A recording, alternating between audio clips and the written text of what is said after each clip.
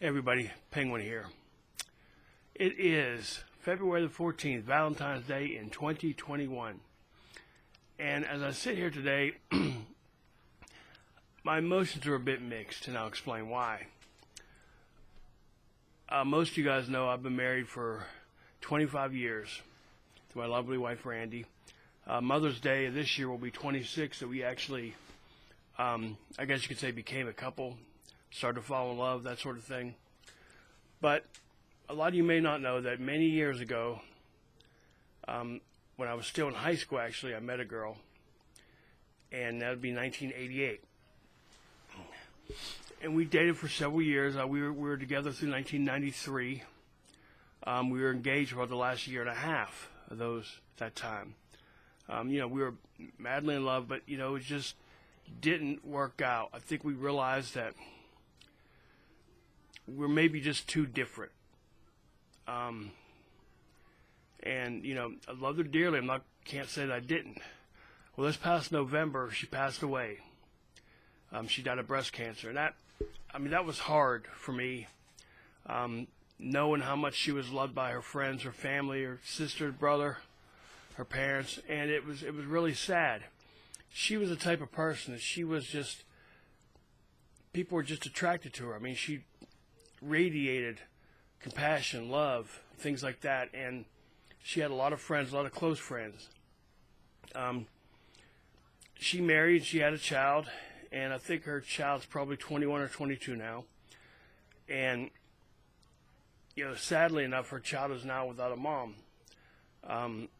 It's just really sad. It's hard for me because though, I'm deeply in love with my wife, and I will never deny that. I'm not saying I still have feelings for Christy, but there are feelings there that just, would never go away. We were very close at one time, close enough to be engaged, and just, I think it was better for both of us that we didn't go through with it. And I'm just, like I said, mixed emotions, mixed feelings, because I guess guilt. Should I be feeling this way about somebody that, I dated 30 plus years ago? I don't know. I don't know how I'm supposed to react to something like that. I know that she'd been sick. We kept in contact, and she'd been very sick, and I didn't realize she was as bad as she was. And when her sister posted that she had passed back in November, it shocked me. But I don't know. But I just wanted to get that off my chest. She was a beacon of light for the world. There's no doubt about that. And it's very sad that somebody like that, she loved her God, she loved Jesus, and to the day she died, literally. And it's just really sad that somebody like that was just such a breath of fresh air in life had to be taken so early. I think she still had a lot of work to do here on earth, but I don't make those decisions. And she doesn't make those decisions. She just accepted the decision that was made for her. And I admire her for that. And so I don't know. I give my heart and my condolences, my sympathies to her family and friends left behind that knew her, that were close to her, unlike I was not, to the very end. And, I hope that they'll get the strength and guidance to get through this and move on. This year is going to be hard for them. This is the first Christmas without her. This will be the first birthday without her. This is the year of first. And that's really hard. It's harder than a lot of people think it can be. My mother passed away in 2019, and the whole 19 through 20 was a year of first for me, and it was very difficult to get through. The first Christmas without her first birthday without her. This past January 27th was the second birthday without her. So it's hard losing somebody. There's no doubt about that. And any way that you can learn to deal with it, there's nobody that can say, okay, you need to do this, it'll help you get through it. You need to do this, it'll help you get through it. You have to deal with it in your own way. And there's nothing that anybody can do or say, really, that can help you or guide you. You just have to, it's up to you to do this. I had to learn that the hard way. But I think that she's not hurting, she's not suffering. Well, both Christy and my mom they're in a better place right now. And I actually put on her wall, Christy's wall. I said, if you get a chance, look my mom up, tell her I love her, miss her very much.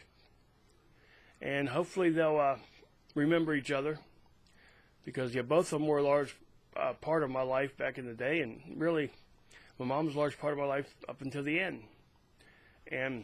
But I wanted to bring this up and say I don't know if I should feel guilty because I feel this way about somebody that I once was close to. It doesn't take away anything from the fact of how much I love my wife. Of course, that'd be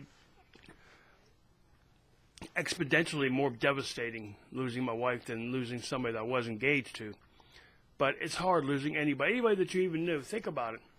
With Facebook, a lot of people have come closer together, and even though you may not have physically seen somebody or spoken to them in person in many years, in my case, most of my friends, 30 plus years from when I moved from Pennsylvania or went to high school with them, but when I hear their passing, it's still very sad, because everybody that you know that's at least for me, a friend on my Facebook, I knew for a period of time in my life, whether it be growing up in Pennsylvania, whether it be going to school in Alabama. I knew them for a portion of my life, and they were a part of my life at that point. Whether it be big, small, it doesn't matter. They were a part of me. I have a few friends, and last time I spoke to them, I said, you know what? I cannot remember a childhood memory where you weren't there.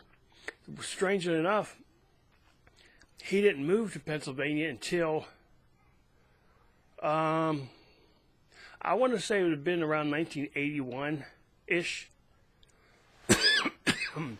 Excuse me. And he moved off from South Carolina. But it's almost like I don't remember not having him around as a friend. And it goes that way with a lot of my friends. I have a good friend of mine who lives in Las Vegas right now. His name's Neil. And he told me something. I guess it was probably back in 93, 94. He was out of town a lot working, and I may only see him every couple of months or something like that. But he explained that to him, life and friendship is like what's the word he said? Like a weave, a braid. As you braid something, you cross over. These two pieces are touching each other here. They might not touch each other for down the line a little bit, but they always do come back and touch each other at some point. And actually explain friendships, and that makes a lot of sense. You may not be close to somebody here, but you never know. In your life, the friendship may come back, and you may get closer again. And I wish that for really a lot of my friends. I don't know. There's a lot of them that have passed away that were close, and for various things, a lot of people I knew, whose parents passed away, brothers, siblings, sisters, and it's hard. But that life is, to me, it's almost like an accumulation of loss rather than anything else. Yeah, you have good times in life, but life is about loss. And if you go through your entire life and you never lose anybody, did you ever really have anybody? Because somehow, some way, you can't tell me, I'm 51 years old, and you can't tell me that I could have gone 51 years without losing any friends, relatives, grandparents. You can't sit there and say that you're going to go through life without that. And if you do know people that passed away, but you don't feel remorse or you don't feel bad because they weren't that good of a friend, who were your friends? I had a lot of good friends. I had a lot of acquaintances. I probably had, since I lived in two different areas, up until I was 14 in Pennsylvania, and then I moved from Alabama when I was, I think, about 30. So I had two groups of friends from two different parts of the country. But that doesn't mean that friends from one place are any more near and dear to me than friends from another place, or that they meant more. They were different. And that's hard for a lot of people to really to comprehend. But you have to have people that you can talk to. You have to have that true friend that when you do talk to them, they're not going to judge you and say, you know what, you're dumb for doing this, or you can't. Yes, you want their opinion, but they shouldn't judge you. And that's my opinion and what friendship is. Neil was kind of funny because we actually became friends or a lot closer friends, we got into a big fight throwing darts one night. I mean, we got into a really big fight, and I mean, we became inseparable just about after that.